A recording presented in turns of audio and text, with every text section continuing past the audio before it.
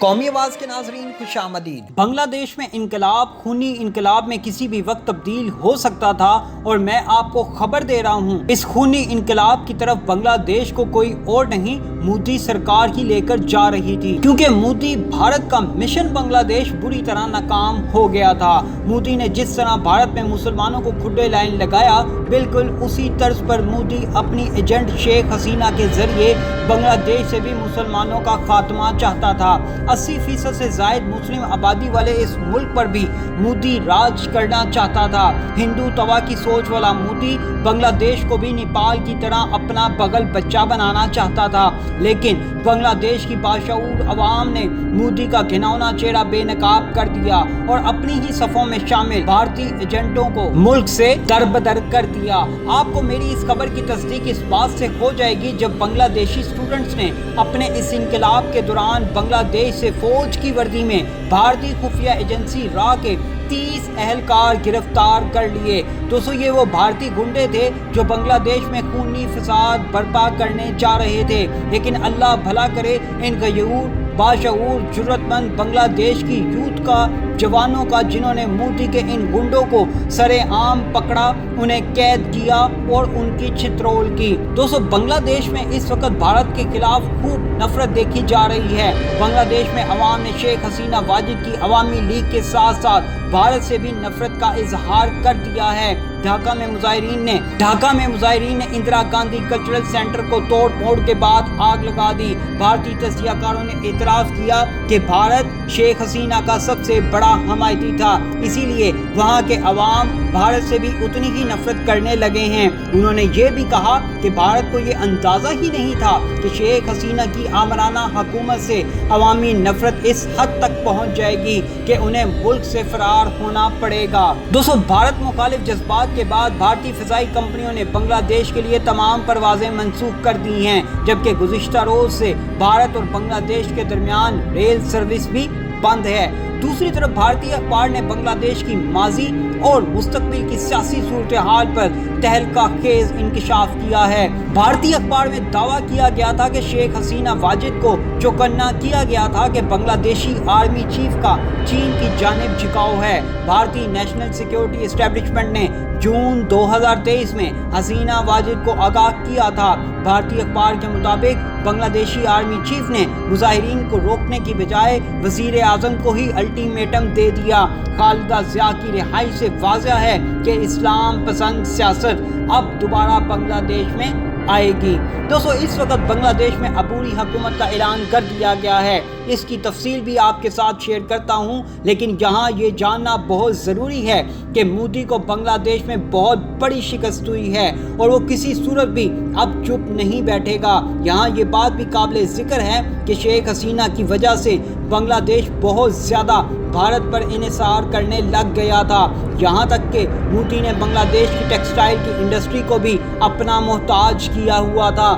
زیادہ تر خام مال بھارت سے ہی آتا اور جاتا تھا۔ ظاہری سی بات ہے، اب جب مودی کے خلاف جو نفرت بنگلہ دیش میں موجود ہے، اس کو دیکھتے ہوئے مودی بھی بنگلہ دیش کے خلاف اپنی پالیسیاں مزید سخت کرے گا تاکہ بنگلہ دیش کی عوام کو سزا دی جا سکے کہ انہوں نے مودی کی ایجنٹ شیخ حسینہ کو ملک سے دربدر کیوں کیا۔ دوستو، یہ بنگلہ دیش کے لیے بہت اچھا ہوا کہ بہت جلدی اس ایجنٹ ظالم حسینہ سے چھٹکارا مل گیا، وگرنہ بنگلہ دیش کا حال بھی نیپال جیسا ہی ہو جانا تھا۔ بنگلہ دیش نے بھی بھارت پر انحصار کرنا شروع کر دینا تھا۔ دوستو، یہاں یہ بات بھی واضح کرتا چلوں کہ بنگلہ دیش کی فوج کو مودی اور شیخ حسینہ کے ساتھ مل کر چل رہی تھی۔ عین وقت پر دانشمندانہ فیصلہ کرتے ہوئے شیخ حسینہ کا فوج نے ساتھ چھوڑ دیا، اس کی حمایت میں عوام کے سامنے کھڑے نہیں ہوئے۔ اگر ایسا بنگلہ دیش کی فوج کرتی تو شاید حالات مزید خراب ہو جاتے، اور جیسا کہ میں نے پہلے بھی کہا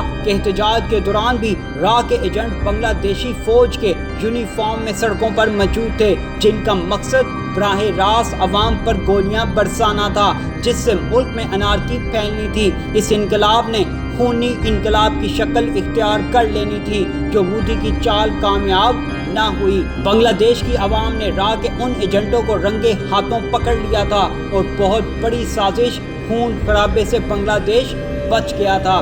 دوستو تازہ ترین اطلاعات کے مطابق شیخ حسینہ کی پارٹی کے وزراء کی گرفتاریاں جاری ہیں۔ کچھ وزراء بیرون ملک فرار ہونے کی کوششیں کر رہے تھے لیکن حالات نے انہیں اجازت نہیں دی۔ آج بھی سڑکوں پر طلبہ کا راج ہے۔ بنگلہ دیش کے مقامی میڈیا کے مطابق سابق وزیر اعظم شیخ حسینہ کی کابینہ میں وزیر خارجہ رہنے والے حسن محمود کو مبینہ طور پر ڈھاکہ ایئرپورٹ سے بیرون ملک جانے سے روک کر حراست میں لے لیا گیا ہے۔ شیخ حسینہ کے استعفے اور بھارت روانگی کے بعد سے بنگلہ دیش میں ان کی جماعت عوامی لیگ کے رہنماؤں اور کارکنان پر حملوں کے واقعات رونما ہو رہے ہیں۔ بنگلہ دیشی میڈیا کے مطابق ضلع ناٹور سے رکن اسمبلی شفیق الاسلام شمول کے گھر سے 4 لاشیں ملی ہیں۔ اس کے علاوہ سوچی پورہ میں عوامی لیگ کے ایک مقامی رہنما مصطفیٰ کمال موجمدار نے حملہ آوروں سے بچنے کے لیے پانی کے ٹینک میں چھلانگ لگا دی جہاں ڈوبنے سے وہ ہلاک ہو گیا۔ ڈھاکہ سمیت مختلف شہروں اور نواحی علاقوں سے عوامی لیگ کے دفاتر، ارکان پارلیمنٹ اور سرکاری عہدیداروں کی رہائش گاہوں اور دفاتر پر حملوں اور انہیں آگ لگانے کی اطلاعات موصول ہوئی ہیں جن میں کئی افراد ہلاک اور درجنوں زخمی ہیں۔ دوستو تازہ ترین اطلاعات کے مطابق نوبل انعام یافتہ محمد یونس کی ملک کی عبوری حکومت کے سربراہ کی حیثیت سے تقرری کا اعلان کر دیا گیا ہے۔ بنگلہ دیش کے صدر نے بدھ کو فوجی رہنماؤں، طلبہ، مظاہرین اور سول سوسائٹی کے ارکان سے ملاقات کے بعد یہ اعلان کیا۔ طلبہ کے احتجاج کے رہنماؤں، ملک کی تینوں افواج کے سربراہان اور سول سوسائٹی کے اراکین کے ساتھ ساتھ کچھ کاروباری رہنماؤں نے منگل کو صدر کے ساتھ 5 گھنٹے سے زیادہ دیر تک ملاقات کی تاکہ عبوری انتظامیہ کے سربراہ کا فیصلہ کیا جا سکے۔ بنگلہ دیش کے صدر نے منگل کو پارلیمنٹ کو تحلیل کر دیا تھا جس سے طویل عرصے تک برسر اقتدار رہنے والی وزیر اعظم کی جگہ نئے انتخابات کا راستہ ہموار ہو گیا۔ حسینہ نے اپنی حکمرانی کے خلاف کئی ہفتوں کے مظاہروں کے بعد استعفیٰ دے دیا تھا اور ملک سے فرار ہو گئی تھی۔ دوستو یہاں یہ بات بھی انتہائی قابل ذکر ہے، نوبل انعام یافتہ ماہر معاشیات غریب دوست ڈاکٹر یونس شیخ جو اب بنگلہ دیش کے سربراہ کے طور پر کام کریں گے نے لاکھوں بنگلہ دیشیوں کی زندگی بدلی، مگر سابق وزیر اعظم نے انہیں خون چوسنے والا کہہ کر بھی ان کی توہین کی۔ بنگلہ دیش کی عبوری حکومت کے سربراہ ڈاکٹر محمد یونس نوبل انعام یافتہ ماہر معاشیات ہیں۔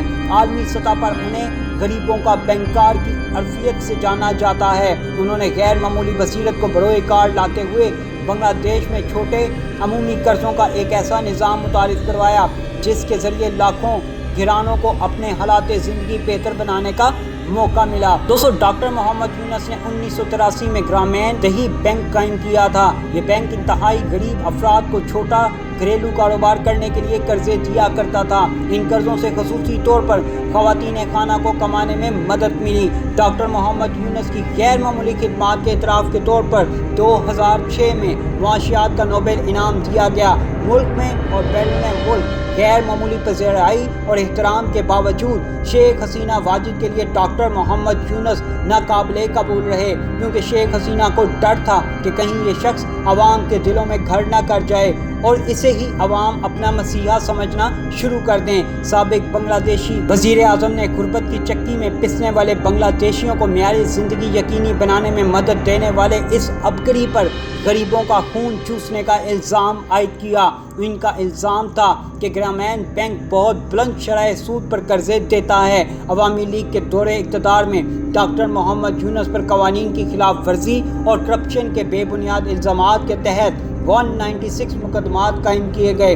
رواں سال جنوری میں ایک عدالت نے ڈاکٹر محمد یونس کو محنت کشوں سے متعلق قوانین کی خلاف ورزی پر 6 ماہ قید کی سزا سنائی تھی۔ ڈاکٹر یونس کے حامیوں نے اس اقدام کو سراسر سیاسی انتقام قرار دیا تھا۔ کہا جاتا ہے کہ 2007 میں فوج کی حمایت سے ایک سیاسی جماعت بنانے کی کوشش پر شیخ حسینہ واجد ان سے ناراض ہو گئی تھی۔ تب شیخ حسینہ جیل میں تھی۔ بعد میں ڈاکٹر یونس نے سیاسی جماعت بنانے کے عمل سے خود کو دور کرتے ہوئے کہا تھا کہ یہ ان کے بس کا معاملہ نہیں۔ دوستو اب دیکھنا یہ ہے کہ مودی کا نیا مشن کیا ہوگا۔ مودی کو بنگلہ دیش کے سربراہ ڈاکٹر یونس بھی ایک آنکھ نہیں بھاتے۔ اب دیکھتے ہیں مودی کون سی نئی چال چلتا ہے۔ اگر مودی نے بنگلہ دیش کے خلاف کوئی پالیسیاں سخت کی تو مودی کو نہیں بھولنا چاہیے چین ہمیشہ اپنے ہمسایوں کو گلے لگانے کے لیے تیار بیٹھا ہوتا ہے اور یہ مودی کی ایک اور بڑی شکست ہوگی۔ دوستو یہاں ایک اور بریکنگ نیوز بھی دیتا چلوں، بنگلہ دیش کی سپریم کورٹ بار ایسوسی ایشن کے صدر AM محبوب الدین نے بھارت سے مطالبہ کیا ہے کہ وہ سابق وزیر اعظم شیخ حسینہ اور ان کی بہن کو گرفتار کر کے بنگلہ دیش کے حوالے کرے۔ محبوب الدین کا کہنا ہے کہ ہم بھارت سے عوام کے ساتھ اچھے تعلقات کے خواہاں ہیں۔ شیخ حسینہ اور ان کی بہن شیخ ریحانہ فرار ہو کر بھارت گئی ہیں۔ شیخ حسینہ بنگلہ دیش میں کئی لوگوں کی موت کی ذمہ دار ہیں، اس لیے بھارت انہیں گرفتار کر کے وطن واپس بھیجے۔ دوستو اس وقت بنگلہ دیش میں عبوری حکومت کا قیام ہو چکا ہے۔ ہم آپ کے ساتھ ایک ایک پل کی خبریں شیئر کرتے رہیں گے تاکہ بدلتا سیاسی منظرنامہ واضح ہو سکے۔ دوستو ایسی مزید معلوماتی ویڈیوز دیکھنے کے لیے قومی آواز کو سبسکرائب اور بیل آئیکن پر کلک ضرور کریں، کیونکہ یہ میری اور آپ کی نہیں بلکہ پوری قوم کی آواز ہے۔